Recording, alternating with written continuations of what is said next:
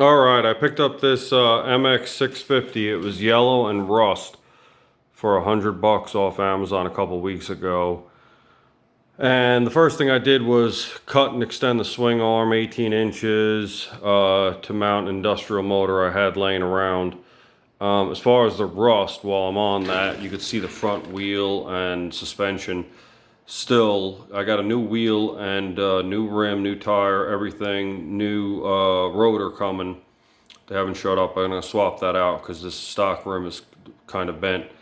The plastics kit, which it looks decent, was like $20 off Amazon. That's a Curtis controller, 72 volt, 400 amp. I have it turned down to 300, which is quick enough. 400 is just terrifying. I'm going to turn it back up to 350 now that I'm used to it tomorrow. And then here's the stock motor. There's the stock motor, and there's the big industrial thing I put on it, which is like a permanent magnet. You know, it's good for about 5,000 RPM. And it's got a fan internally, so I can get it warm, but I can't get it hot. And then I put some new grips on it or whatever. Those were $8. The gauge was like $8 or $10. This headlight I had laying around, I don't have power going to it yet. I had no place to mount the switch, so I just put the switch right there. The plastics were the best deal. Well, that and the bike frame. The plastics were $20 from Amazon. You know, made in China for some oddball 50cc, but I cut and trimmed until I got them to fit nicely. There's a bunch of ugly stuff on the bike too, like my welds. I have these two bolts. You can barely see them. There's one here and there's one over here. Those are my Jesus bolts in case my my shitty welds fail. You know, it'll stay together until I can pull over. There's the controller. It's running on RC lipos. It's as fast as anybody would ever need for, you know, a bike this size. I mean, 30,000 watts is like 41 horsepower. So that's like a 250cc two-stroke or a 450cc four-stroke equivalent. So it's, I mean, it's absolutely terrifying. And I'm 200 pounds. And it's like I weigh nothing. You know, when I hit the throttle, it just goes, or it tries to pull a wheelie when I have it set to 400 or 350. What else? But anyway, I already had the motor controller, but let's just say I had to buy those again.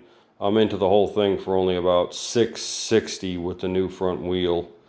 I only have a couple amp hours battery on board, but it gets me about 4 or 5 miles range, which is fine because I just go up and down the block and blast it. I've had it up to 45 miles an hour. It's geared for 63.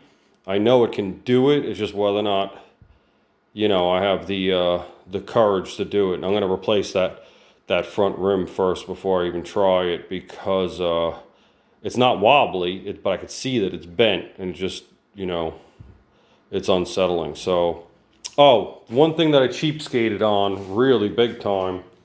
This is a homemade 0 to 5K ohm throttle. Works perfectly. Now, you might think, well, why don't you just buy one online if you bought all this other stuff? Well, they're like $110. They're made by a company named Magora, or something like that. But anyway, like regular Hall effect throttles are like $10. But these are very unique, and they're the only company that makes it, so it's like $110. So I just, you know, machined and bent some metal and bought like a $10 potentiometer and rigged it up, and it works perfect. It's just you know, it's just ugly. But maybe I'll upgrade to the, you know, to the Magora one of these days. But for right now, this thing's getting a lot more use than the card. I took the card out today, don't get me wrong. It's fun and everything, but it's kind of a pain in the ass because it's only on road, and I'm always worried about getting, you know, running into the cops or something.